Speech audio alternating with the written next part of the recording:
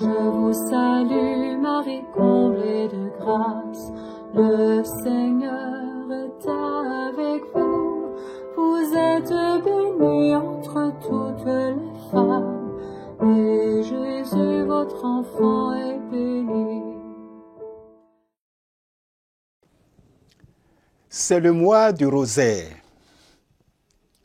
Et la Vierge Marie nous accompagne dans notre marche de sanctification en nous offrant des roses. Disposons nos cœurs à l'accueil de cette grâce. La rose du jour, Marie, modèle parfait d'obéissance. La Vierge Marie a adhéré de manière totale, irréversible, au dessein du salut de Dieu. Son oui, sans réserve, tenace, persévérant, n'a jamais été interrompu, repris. Dans une disponibilité entière, un abandon total de sa personne, une écoute fidèle, permanente, constante de la volonté de Dieu, elle répondit à l'ange, son envoyé, qui la sollicitait pour l'inédit, l'humainement impossible. Elle répondit, « Je suis la servante du Seigneur, qu'il fasse de moi ce qu'il voudra, qu'il fasse en moi ce qu'il voudra. » Luc 1, 38. La volonté de Dieu est la demeure de Marie.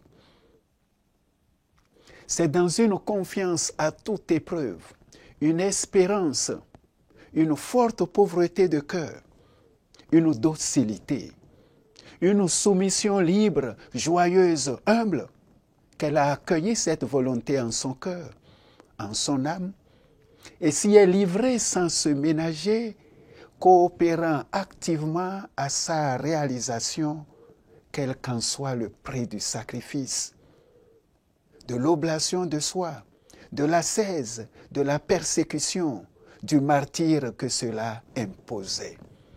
Le oui de Marie est le premier mot de l'Église, disait Hugo Ranner. À Cana, Marie, lève nouvelle de la grâce contre le péché, mère de l'écoute et de l'obéissance, éduque les hommes à l'obéissance au dessein de Dieu, les invitant à entrer dans l'intelligence de son mystère, à mettre Jésus au cœur de la fête pour ne pas la noyer dans le folklore, la vanité, une vie précaire sans espérance et sans lendemain. Faites tout ce que Jésus vous dira, leur conseilla-t-elle. Le oui à Dieu est la vraie béatitude. L'obéissance est cause de salut et est d'autant plus méritoire, porteuse de grâce pour l'humanité, qu'elle est vécue à l'exemple de Marie avec joie, spontanéité, librement, avec humilité, grandeur de cœur et d'âme, pure, prompte au renoncement nécessaire pour offrir toute la personne en sacrifice pour Dieu et les hommes. L'accueil de la volonté de Dieu par Marie et sa soumission, son adhésion libre à son dessein de salut, à l'aube des temps nouveaux, lui ont fait renoncer au projet de vie qu'elle avait avec Joseph, dont le Seigneur fera le père adoptif de Jésus, le protecteur de la Sainte Famille. L'obéissance à Dieu nous porte au meilleur et nous donne d'offrir le meilleur de nous-mêmes au monde dans l'exercice de notre vocation. L'obéissance est un acte de foi, d'espérance et de charité qui projette dans le mystère avec ses connus et inconnus. L'adhésion au mystère et l'espérance qui porte cette adhésion se fondent sur la fidélité de Dieu et sa charité indéfectible. Les pensées de Dieu ne sont pas nos pensées. Sa volonté peut nous paraître incompréhensible, inacceptable, parce que nous ne savons pas, du fait de nos limites et de nos imperfections, discerner et distinguer toujours le monde qui nous perd de celui qui nous sauve. L'Esprit de Dieu, l'Esprit de vérité qui donne vie, souffle et guide, non pas selon nos désirs, nos plans, mais selon le bon vouloir de Dieu. L'Esprit de Dieu, donc, nous déconcerte souvent par ses choix.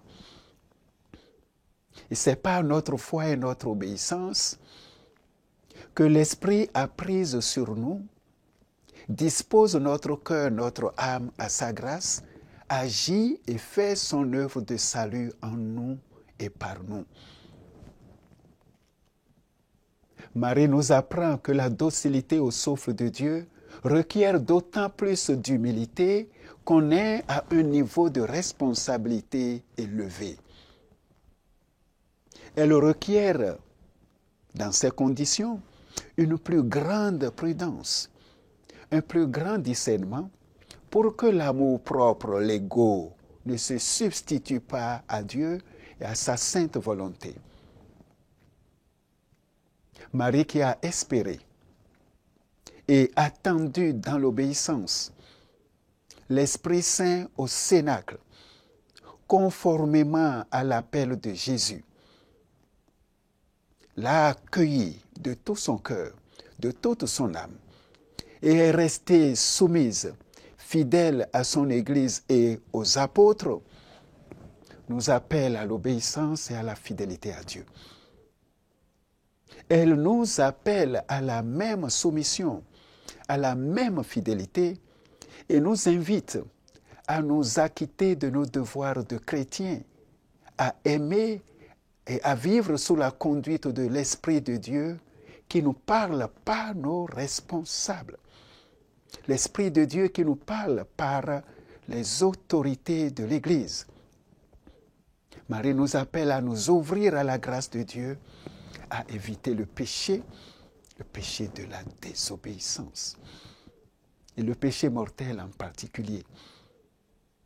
L'humble servante du Seigneur nous invite à vivre un détachement de nous-mêmes qui unit intimement, fortement à Dieu dans le service généreux, humble. Elle nous appelle à nous sacrifier pour Dieu et son Église dans les bonnes œuvres. Ainsi, nous déjouerons et éviterons les tentations, les pièges du monde du mal. Que la sainte vertu de l'obéissance nous attache à Dieu, à sa volonté, à sa parole, à sa loi, et nous engage résolument à son service.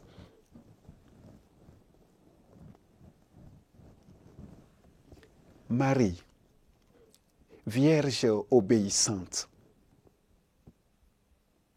écoute nos supplications, prie pour nous. Je vous salue Marie, comblée de grâce, le Seigneur